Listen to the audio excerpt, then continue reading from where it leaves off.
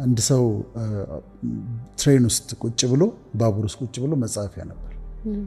መጽሐፍ እያነበበ አንድ ሌላ ሰው 3 ልጆቹን ይዞ ገባ ባቡር ውስጥ።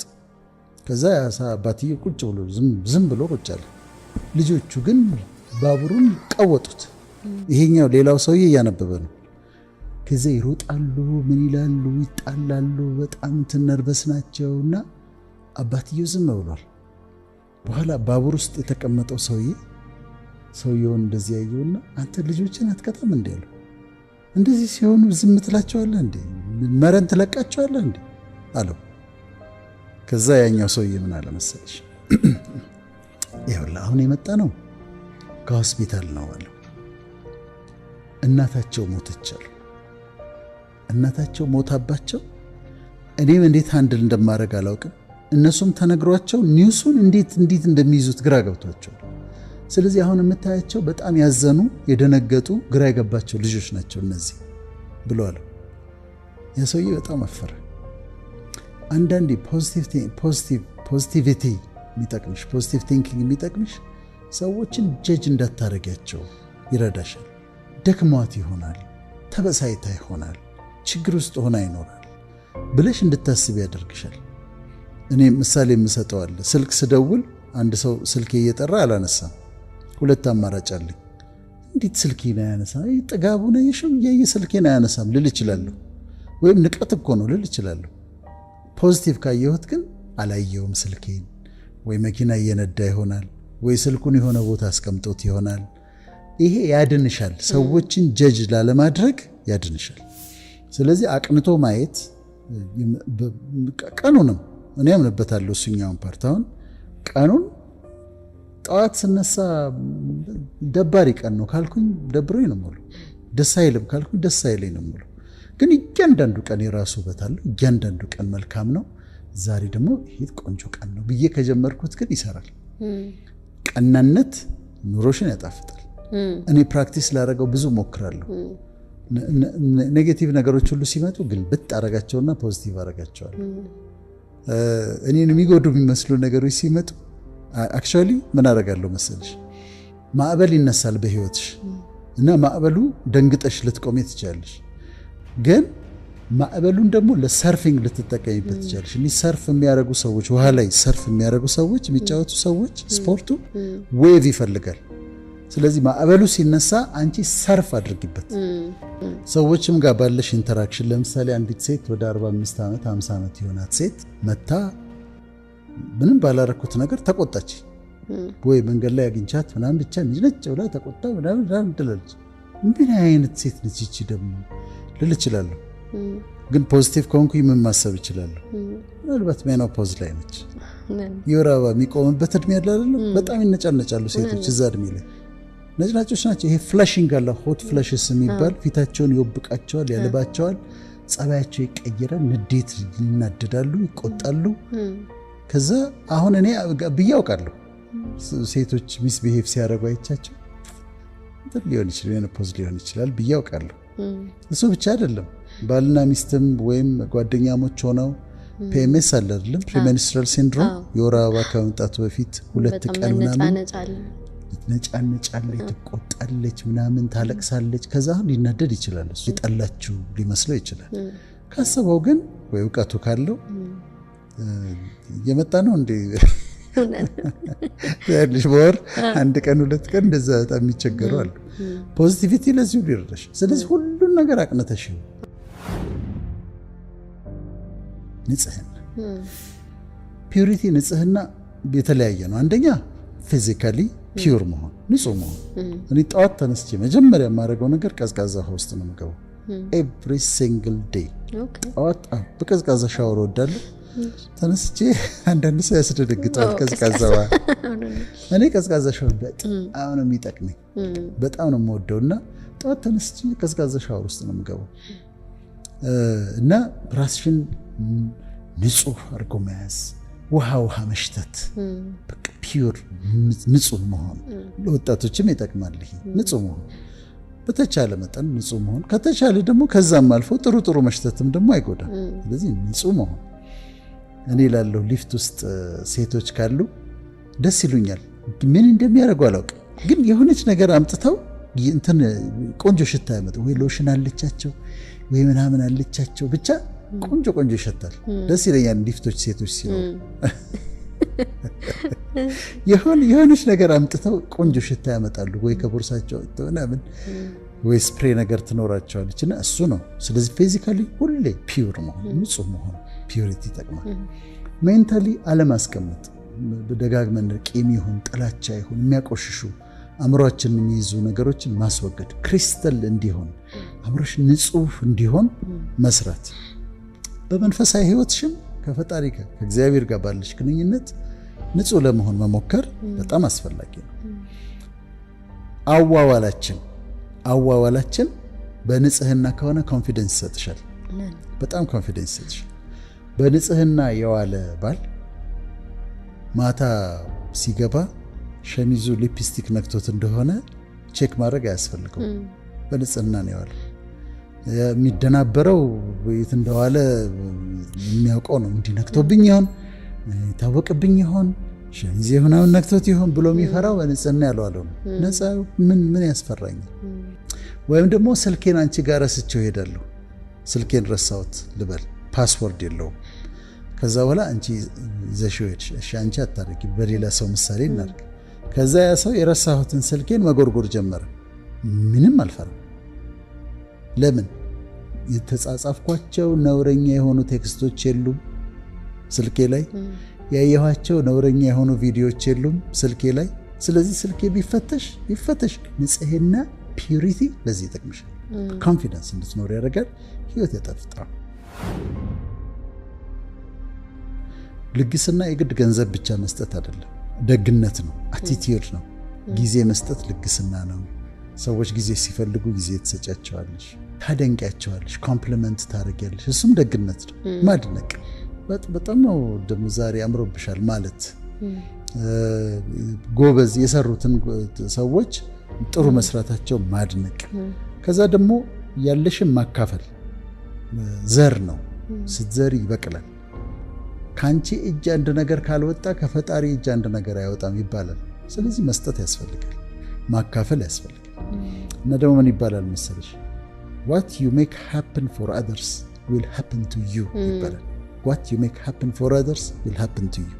ለሰዎች አንቺ የምታረጊላቸው ነገር ላንቺ ይሆናልሽ። ስለዚህ መልካም አድርጊ፣ አካፊ፣ ዘርዝሪ፣ ያለን ነገር መስጠት፣ ማካፈል። ስትታገሺው ያልፋል ህይወት።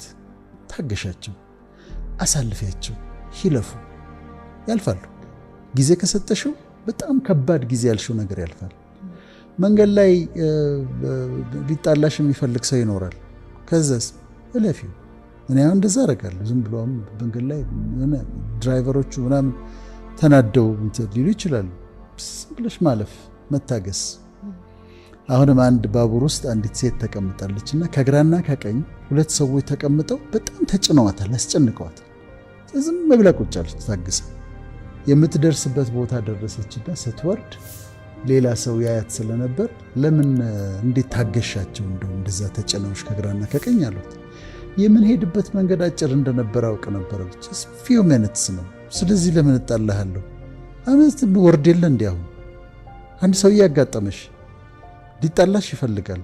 ትንሽ ጊዜ አይደል ከሱ ጋር የቆየሁት፣ ያልፋል። ታዩ፣ ታግሰሽ ለፊ። እኔ ላለሁ ብዙ ጊዜ እስር ቤት ያሉ ሰዎችን ሄደሽ ብትጠይቂያቸው 24 ዓመት ተፈርዶባቸው ያሉ ሰዎችን ሄደሽ ብትጠይቂያቸው እንዴት ተናድጄ ነበር፣ የሆነ ሰውዬ ተናድጄ ነበር፣ መታውት፣ ወደቀ፣ ጭንቅላቱን ደም ውስጡ ፈሰሰ፣ ሞተ ይልሻል። 24 ዓመት ተፈረደብኝ ይልሻል። 10 ደቂቃ ቢታገስስ ኖሮ አልፎ ነበር። ስለዚህ ፔሽንስ፣ ትዕግስት ደግሞ በጣም በጣም አስፈላጊ። ነፃነት፣ ለማንም ነፃነትሽን አሳልፈሽ አትስጪ። የማንም ሰው ባሪያ አትሁኚ። ለማንም ሰው አትገዢ። ከዛ ነፃነትሽን ጠብቂ። የምትገዢው ሙስሊም ከሆንሽ ኢስላም ማለት ሰብሚሽን ማለት ነው፣ ለአላህ ተገዢ። ክርስቲያን ከሆንሽ ለእግዚአብሔር ተገዢ።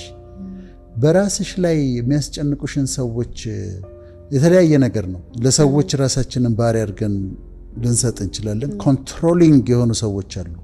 ኮንትሮል የሚያደርጉሽ የሚፈልጉ አሉ። ኮንትሮል እንዲያደርገኝ አልፈቅድለትም። ሱሶች ኮንትሮል ያደርጉሻል። ሲጋራው፣ ጫቱ ምናምን አድርጊ ነው የሚልሽ እኮ አጭስ፣ ጭቃም፣ ጠጣ።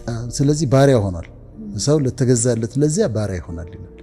ለሱሶች ባሪያ አትሁኝ። ለየትኛውም አዲክሽን ቲክቶክም አይግዛሽ፣ ፌስቡክም አይግዛሽ። ማንም ነገር እንዲገዛኝ አለመፍቀድ ነው። መንግስትም አይገዛኝም። መንግስት የሆነ ነገር ሰጥቶ ከዛ በኋላ የፈለገውን እንድናገር ሊያደርገኝ ይችላል። አልፈቅድም። እሱን አልፈልገውም። ለምን? ነፃነቴን ስለምፈልገው። አታስነቅ። ከእግዚአብሔር የተሰጠ ለሰው ልጆች የተሰጠ ትልቅ ስጦታ ነፃነት ነው፣ ሊበርቲ ነው። እሷን ጠብቂያት፣ ከዛ ህይወትሽ ይጣፍጣል። እውነተኝነት ወይም ሲንሰሪቲ፣ ኦተንቲሲቲ ራስሽን መሆን ነው። በቃ ቢዩርሰልፍ። ማንንም ለመሆን አትሞክሪ፣ ማንንም ለመምሰል አትሞክሪ። ራስሽን ሁኚ። ይሄ ሰላም ይሰጥሻል። ሰዎች የሚቸገሩት ምንድነው? እከሌን ለመምሰል ወይም እንደ እከሌ ለመሆን ነው የሚሞክሩት። ሞዴል የሚሆኑ አሉ፣ ማህበረሰብ ውስጥ ሞዴል የሚሆኑ ሰዎች አሉ። ግን ራስሽን ሁኚ። በቃ እኔ ይሄ ነኝ፣ ይሄ የተሰጠኝ ማንነት ላስበው ሞክራለሁ፣ አርመዋለሁ፣ አሳድገዋለሁ፣ አነብለታለሁ፣ ጸልይለታለሁ። እኔ ዶክተር ወዳጄነ ነኝ፣ ሌላ ማንንም መሆን አልፈልግም። በቃ የተሰጠኝን ኑሮ የተሰጠኝን ማንነት አክብሬ ራስሽን እውነተኛ ማንነትሽን ስትሆኝ ፕሪቴንድ አታረጊም፣ አታስመስይም። በቃ ዳትስ ሚ። ኢምፕሩቭመንት ይፈልጋል፣ አርመዋለሁ። መታረም ያስፈልገዋል፣ አርመዋለሁ። መስተካከል አለበት፣ አስተካክለዋለሁ። አስተያየት እቀበላለሁ፣ ግን ሌላ ሰው ግን ለመሆን አልሞክርም። ስለዚህ እውነተኛነት ፕሪቴንድ አለማድረግ፣ አለማስመሰል በጣም አስፈላጊ። እኔ አንዳንዴ ሰዎች ያው ትህትናው አለ አይደል? ግን ደግሞ አንዳንዴ ሐሳቤ እናገራለሁ እና በጣም ሊገረሙ ይችላሉ በግልጽነት። ደስ ካላለኝ ይሄ በጣም ደስ አይልም ይላል። እንደዛ እላለሁ። በጥሩ ካልሆነ በጣም በጨዋነት ግን አላስመስልም፣ ፕሪቴንድ አላደርግም። ደስ አይለኝ ደስ እንዳለው ሰው ምናምን አልሞክርም። ይሄኛው እኛ ሆን ብለን የምናመጣው አይደለም። ፈቃደኞች እንሆናለን። ላይፍ ወደድሽም ጠላሽም ያበስልሻል። ቻሌንጆች ይለውጣሉ። በዘመናት ባህሪ ሲለወጥ ታየዋለሽ። ልክ ያገባሻል ህይወት። እኔ እላለሁ መጽሐፍ ማንበብ ጥሩ ነው፣ ይጠቅማል በጣም። ትምህርት መማር ይጠቅማል፣ በጣም ጥሩ ነው። ግን የሚያበስልሽ ግን ህይወት፣ በህይወትሽ የምታልፊበት ነው። ድሮ እኔ በባህሪ ምን አይነት ነበርኩ? በጣም አትንኩኝ ባይ፣ አትንኩኝ፣ ሰው ላይ አልደርስም፣ ሰው አላስከፋም፣ ግን አትንኩኝ ባይ ነበር። ነጭናጫ ከነኩኝ ነጭናጫ ነበር። ህይወት ልክ ያገባል። ከዛ ትበስያለሽ፣ ማቹር ታደርጊያለሽ። በብስለት ደግሞ መመላለስ ትኖሪያለሽ። ህይወት የራሱ ኮሌጅ አለው፣ የራሱ ዩኒቨርሲቲ አለው፣ ወደ ማቹሪቲ ከዛ ደግሞ ብስለት ደግሞ የራሱ ውበት አለው። ደስ ይላል። ማቹር የሆኑ ሰዎችን ስታይ ያለ እድሜያቸውም የበሰሉ ሰዎች አሉ። መንፈሳዊነት እንግዲህ ይኸውልሽ ስጋ፣ ነፍስ፣ መንፈስ አለ። ቦዲ አለን፣ ይሄ ፊዚካል ቦዲ አለ። ሶል አለን፣ ነፍሳችን አለ፣ ስፒሪታችን አለ። አሁን ለስጋችን የምናደርገው ነገር አለ። እንመግበዋለን፣ እናጥበዋለን፣ እንከባከበዋለን። ለቦዲያችን የምናደርገው ነገር አለ፣ ጥሩ ነው። ከዛ ለማይንዳችን ለሶላችን የምናደርገው ነገር አለ። መጽሐፍ እናነባለን፣ በእውቀት እንጨምራለን፣ ኢንተርቴይንድ እንሆናለን፣ ጥሩ ነው። ብዙ ሰው ግን ዋናውን ኮምፖነንት ኢግኖር ያደርገዋል። that's your spirit ስፒሪትን ኢግኖር ያደርገዋል። ከዚህ ስፒሪት ኢግኖር ሆኖ ስጋ አምሮበት ማይንድ ጠንክሮ ስፒሪት ግን ዜሮ ይሆናል። ለስፒሪታችን ደግሞ ማሰብ አለብን። ስለዚህ ምንድነው በየሃይማኖታችን በጣም ጥሩ ግንኙነት ከፈጣሪያችን ጋር ይኖር። ክርስቲያኖች ከሆንን ከእግዚአብሔር ጋር ጥሩ ህብረት ይኖራል። ሙስሊሞች ከሆንን ከአላህ ጋር ጥሩ ግንኙነት፣ ጁዳይዝም እንከተል ከሆነ ከያህዌ ጋር ጥሩ ግንኙነት ይኖረን። ኮኔክትድ መሆን አለብሽ ከአምላክሽ ጋር። ሁል ጊዜ አብረሽ ያለሽ ምትጸልይ፣ ምታመልኪ፣ ምታመሰግኝ። ክርስቲያን ከሆነች መጽሐፍ ቅዱስ ምታነቢ፣ ሙስሊም ከሆነች ቁርአን ምታነቢ መሆን አለብሽ። እና ስፒሪቹዋል ህይወት ለኔ ይሄ ሞስት ኢምፖርታንት ነው። ሞስት ኢምፖርታንት ምክንያቱም ከተማርኳቸው ትምህርቶች፣ ካነበብኳቸው መጽሐፍቶች፣ ከህይወት ኤክስፒሪየንስ ከሁሉም ከእግዚአብሔር ጋር ያለኝ ግንኙነት ይበልጣል። ስለዚህ ሬቨረንስ የሚባለው ነገር አክብሮት ማለት ነው። እግዚአብሔርን መፍራት ሬቨረንስ የሚባለው ነገር አንድ ነገር ባረግ ያጠናግረኛል ብሎ መፍራት ሳይሆን ስትናገሪም እሱ እየሰማሽ እንደሆነ አንድ ነገር ልታረጊም ስትይ እያየሽ እንደሆነ ማወቅና በፍቅር ማክበር ነው ሪቨረንስ። ስለዚህ ለመንፈሳዊ ህይወታችን ደግሞ እኔ ያለ መንፈሳዊ ባልሆን ኖሮ በምድር ላይ መኖር የሚችል አይመስለኝም ነበር። ስፒሪቹዋል ህይወት ባይኖረኝ እግዚአብሔርን ጋር ግንኙነት ባይኖረኝ አክቹዋሊ ያመጣኝም እሱ ነው። እኔ ግራጁዌት አድርጌ ምናምን ከዛ በጣም አስጠልቶኝ ባለበት ሰዓት ነው ህይወቴ በእግዚአብሔር የተያዘው። ለእኔ ሚኒንግፉል ያደረገልኝ ህይወቴን ጣፋጭ ያደረገልኝ ከፈጣሪ ጋር ያለኝ ህብረት እና ስፒሪቹዋል ህይወታቸውን ደግሞ መንከባከብ። እኔ እንደውም አንድ የመጽሐፍ ቅዱስ እንትን ጥቅስ አለ፣ ሰው ዓለሙን ሁሉ ቢያተርፍ ነፍሱን ግን ቢያጎድል ምን ይጠቅመዋል? እና እኔ በጣም ነው ይሄ ነገር ትልቅ መመሪያ ሆነኝ። ምክንያቱም በብዙ ነገር ልናተርፍ እንችላለን። እነኛ ሁሉ ቨርቹ የቀድም የጠቀስናቸው ነገሮች በጠቅላላም ሊኖር ይችላል። ግን ከፈጣሪ ጋር ያለን ኮኔክሽን የደከመ ከሆነ እኔ በዜሮ እንደማባዛት ነው ብዬ ነው ማስበው። ስለዚህ ግዴታ ነው። it's not even a choice። ሰው ህይወቱ ኤክሰል አድርጎ በጣም አጥቆ ጥሩ አይነት ኳሊቲ ያለው ህይወት መኖር ከፈለገ ግዴታ ከአምላኩ ጋር ኮኔክሽን ሊኖረው ይገባል። ይኖራችሁ እያለን ነው።